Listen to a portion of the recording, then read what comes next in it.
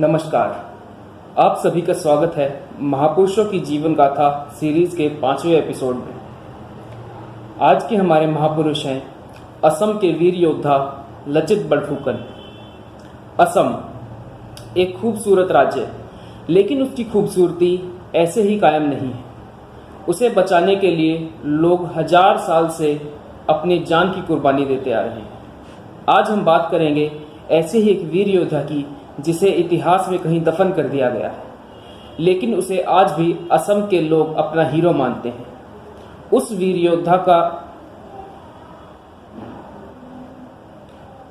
योद्धा के शौर्य और पराक्रम की कहानी सारे भारत और सारी दुनिया को जाननी चाहिए। वर्ष है 1665। अहोम राज्य, वहां के राजा है चक्रधर सिंहा। राज्य पर हो रहे शत्रुओं के आक्रमण से राजा परेशान थे। सेना में उत्साह कम हो रहा था। ऐसे में दरबारियों ने सलाह दी कि वहां के सेनापति यानी बड़फुकन को बदल देना चाहिए। बड़फुकन अहोम गणराज्य में सबसे बड़े सेनापति को कहा जाता था। सुझाव दिया गया कि एक महावीर, शूरवीर, युवा योद्धा को बड़फुकन बनाना चाहिए। तो राजा ने अपने मंत्रियों से पूछा, आखिर कौन है ऐसा बलशाली और होनहार योद्धा जो नया बड़फुकन बन सकता है। बहुत देर तक चर्चा होती रही और अंत में लंबे विचार विमर्श के बाद जो नाम सामने आया वह था लचित का। लेकिन राजा चक्रध्वज लचित को बड़फुकन बनाने से पहले उसकी एक परीक्षा लेना चाहते थे। लचित को दरबार में बुलाया गया और उसे बड़फुकन घोषित किया गया। उसके सर पर बड़फुकन का मुकुट रखा गया। तभी एक दरबारी उठा और लचित के सर से वह मुकुट उतारकर राजा के पास दौड़ा और राजा के सिंहासन के पास बैठ गया। लचित आग बबूला हो उठे। उन्होंने अपनी तलवार निकाली और उस दरबारी को मारने के लिए दौड़े। राजा ने उन्हें बीच में ही रोका और कहा, लचित, तुम्हारा इतना दुस्साहस, तुमने भरे राज दरबार में मेरे सामने ही तलवार निकाल दी। लचित ने कहा, क्षमा करें महाराज, आपने मुझे बड़फुकन बनाया है। बड़फुकन का ये मुकुट सिर्फ मेरा अपना नहीं है, यह अहोम राज्य की पूरी सेना का मुकुट है। यदि मैं इस मुकुट की रक्षा नहीं कर सकता तो पूरे अहोम राज्य की रक्षा कैसे करूंगा। लचित का यह उत्तर सुन राजा को विश्वास हो गया कि उन्होंने अहोम राज्य के लिए सही व्यक्ति को बड़फुकन चुना। अब लचित के बारे में अगर हम गहराई से जानना चाहते हैं तो हमें पहले अहोम राज्य के बारे में जानना होगा। अहोम राज्य की स्थापना सन 1228 में हुई थी और इसके संस्थापक म्यांमार से आए थे। अहोम राजवंश ने सदियों तक उत्तर पूर्वी भारत की रक्षा की। चाहे वह खिलजी हो, तुगलक या लोदी, कोई भी अहोम को हराकर उत्तर पूर्वी भारत पर कब्जा नहीं कर पाया। लेकिन फिर युग आया मुगलों का। पूरे भारत पर मुगलों ने शासन कायम कर लिया। सन 1638 में मुगलों की नज़र उत्तर पूर्वी भारत पर पड़ी। एक बड़ी सेना के साथ मुगल अहोम राज्य पर हमला करने के लिए आए। इस हमले में अहोम सेना बुरी तरह पराजित हुई और अहोम राज्य को बड़ी आर्थिक हानि हुई। इसके बाद 1658 में औरंगजेब मुगल शासक बना और उसने अपने 2 सेनापतियों दिलेर खान और मीर जुमला को पहले बंगाल और फिर अहोम राज्य पर हमला करने के लिए भेजा। अहोम वह हमेशा से संगठित था, परंतु इस बार अहोम वंश की एकता और स्वतंत्रता टूटती नजर आ रही थी। बंगाल को जीतने के बाद मीर जुमला मुगल फौज के साथ गुवाहाटी के रास्ते अहोम पहुंचा। इस हमले में भी अहोम राज्य फिर हार गया। तत्कालीन अहोम राजा जयध्वज सिंहा, जो चक्रध्वज के पिता थे, उन्हें पीछे हटना पड़ा। उन्हें पूर्वोत्तर का एक बड़ा इलाका मुगलों को दे देना पड़ा और जो संधि की गई उसमें जमीन, धन दौलत, हीरे जवाहरात के साथ साथ जयध्वज सिंहा को अपनी एक बेटी भी मुगलों को देनी पड़ी। अपनी बेटी से बिछोह के कारण जयध्वज सिंहा बीमार रहने लगे और इसी दुख में उनकी मृत्यु हो गई। बाद में उनके बेटे चक्रध्वज सिंहा राजा बने और यहीं से यात्रा शुरू होती है लचित बड़फुकन। लचित बड़फुकन का जन्म 1620 में हुआ था। उनके पिता राज्य के उच्च अधिकारी थे। लचित का मन बचपन से ही राज्य के प्रति वफादार था।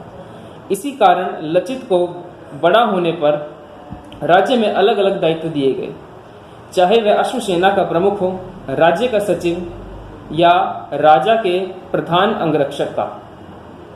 इसी काबिलियत और लचित की मेहनत के कारण लचित को बड़ फुकन का पद दिया गया।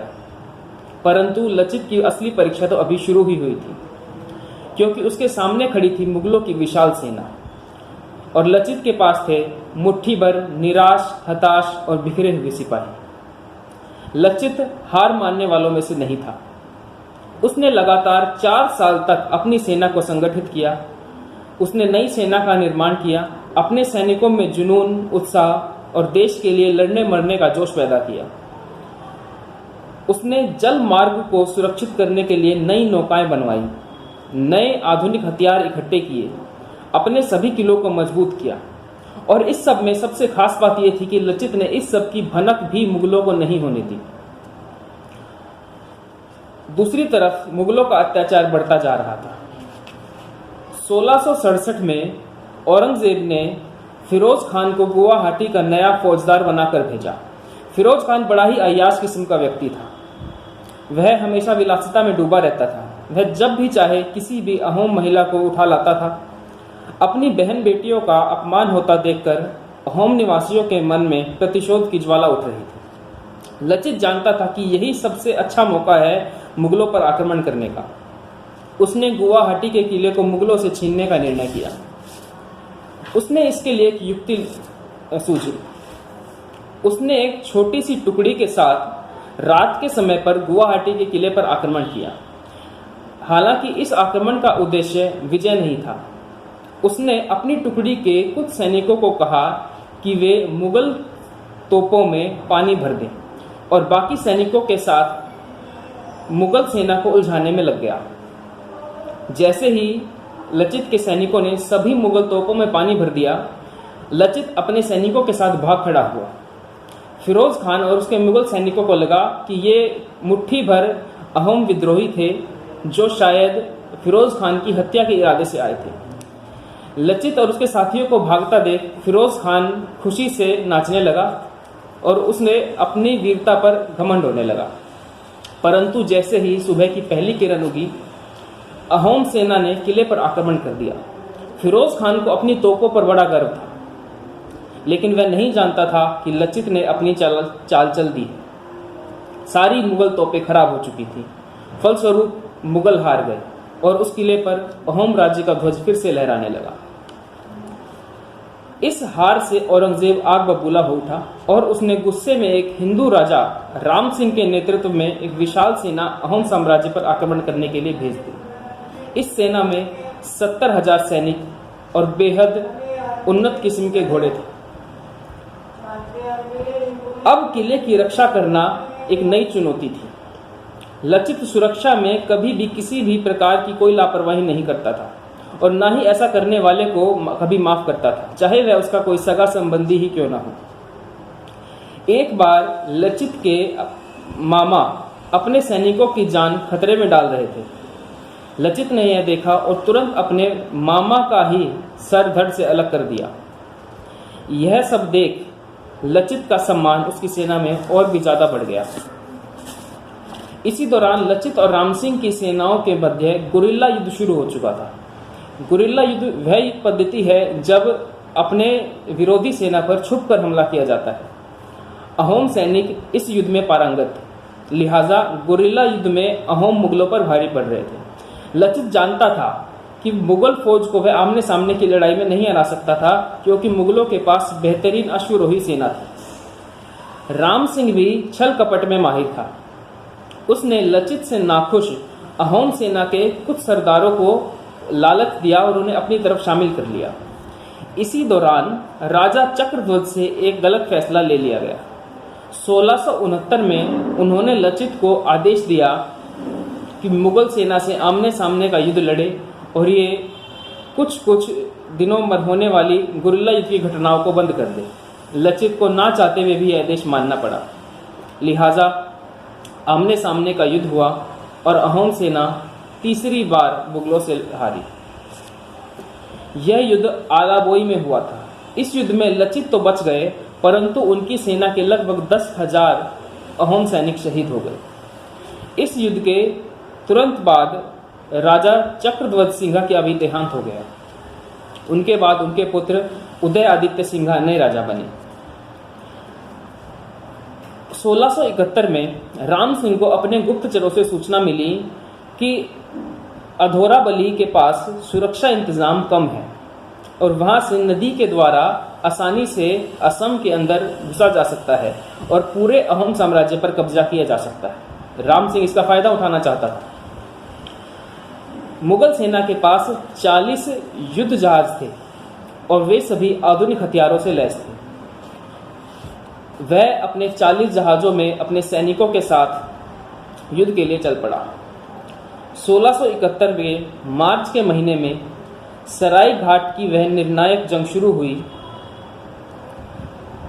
यह उस जंग का आखिरी पड़ाव था जिसके बाद औरंगजेब का समूचे भारत पर कब्जा करने का सपना पूरा न हो सका। ये लड़ाई बहुत ही अनोखी थी। भारत में पहली बार सेनाएं जमीन की बजाय पानी पर लड़ाई लड़ रही थी। विशालकाय ब्रह्मपुत्र नदी में जंगी बेड़े आमने सामने आ गए। दोनों तरफ की सेनाएं आपस में टकराई और तोपों की आवाजों से आसमान गूंज उठा। ब्रह्मपुत्र में ऊंचे ऊंचे जवार उठ रहे थे। अहोम सेना मुगल सेना को बुरी तरह से काटती जा रही थी। अपनी सेना को हारते हुए देख राम सिंह ने अपनी अतिरिक्त सेना को भी बुला लिया। अतिरिक्त सेना के आते ही मुगल सेना की ताकत बढ़ गई। लचित लड़ते लड़ते घायल हो चुके थे और उन्हें युद्ध क्षेत्र से बाहर ले जाया जा चुका था। विशाल मुगल सेना को देख अहोम सैनिकों का हौसला टूटने लगा। जब लचित को पता चला कि उसकी सेना का हौसला टूट चुका है तो लचित खड़ा हुआ, अपनी तलवार उठाई और युद्ध क्षेत्र में जाने के लिए निकल पड़ा। उनके वैद्यों ने उन्हें लाख समझाया पर लचित नहीं माने। लचित ने कहा कि जब तक उनके अंदर एक भी प्राण विशेष है वे लड़ते रहेंगे, किंतु अपने जीवित रहते अहोम साम्राज्य को किसी का गुलाम नहीं होने देंगे। लचित युद्ध भूमि में पहुंच गए। लचित को देख और युद्ध करते हुए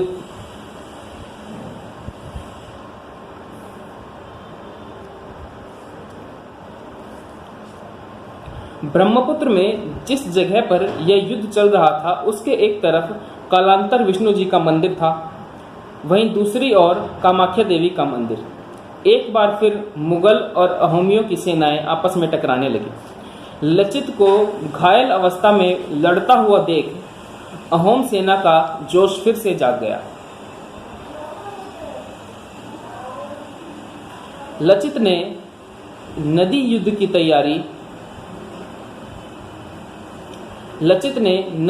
तैयारी कई वर्षों पहले ही शुरू कर दी थी, जिस कारण उन्हें पता था कि कब, कहां और कैसे हमला करना है। अहोम सेना की शक्ति थी उनकी नावें, जिन्हें लचित ने खास तौर पर बनवाया था। ये नावें बड़ी ही तेज गति से चलती थी। यह बेहद कम समय में एक किनारे से दूसरे किनारे तक पहुंच जाती थी। फलस्वरूप मुगल जहाज़ों के तोप के गोले इन नावों का कुछ नहीं बिगाड़ पा रहे थे। अहोम सेना ने चारों ओर से मुगल सेना को घेर लिया और घूम घूम कर शत्रु पर हमला करने लगी। इसी बीच मुगलों का एक सरदार मुनव्वर खान मारा गया। मुगल सेना में अफरा तफरी मच गई। रात होते होते मुगल सेना के 4000 सैनिक मार दिए गए और 3 सरदारों को भी मौत के घाट उतार दिया गया। कई जहाज ब्रह्मपुत्र नदी में डूब गए। मुगल सेना वहां से दुम दबाकर भाग खड़ी हुई। अहोमियों ने मुगल सेना को लगभग बर्बाद कर दिया। सराय घाट के हार के बाद मुगल सेना फिर कभी लौटकर असम पर हमला करने के लिए नहीं आई और असम में सुख शांति रहने लगी। लेकिन यह सब संभव हो पाया लचित जैसे योद्धा की बहादुर और युद्ध नीति के कारण। लेकिन यह सब संभव हो पाया लचित जैसे योद्धा की बहादुरी और युद्ध नीति के कारण। 1671 में सराय घाट के युद्ध में बुरी तरह घायल होने के कारण लचित कुछ समय बाद चल बसे। लचित बड़फुकन, अतना बोरगुहान और बाघ हजारिका जैसे योद्धा असम की धरती पर तो प्रसिद्ध हैं ही, लेकिन असम के बाहर शायद ही लोग इनका नाम जानते हैं। ऐसे वीर योद्धाओं के बारे में हर हिंदुस्तानी को पता होना चाहिए। 24 नवंबर को असम के लोग हर साल लचित दिवस के रूप में मनाते हैं। विश्वविख्यात भारतीय राष्ट्रीय रक्षा अकादमी एनडीए के सर्वश्रेष्ठ कैडेट को असम सरकार की तरफ से लचित पदक भी दिया जाता है। ये कहानी है शूरवीर और पराक्रमी योद्धा की जिसने कभी हार नहीं मानी। ये कहानी है लचित बड़फुकन की।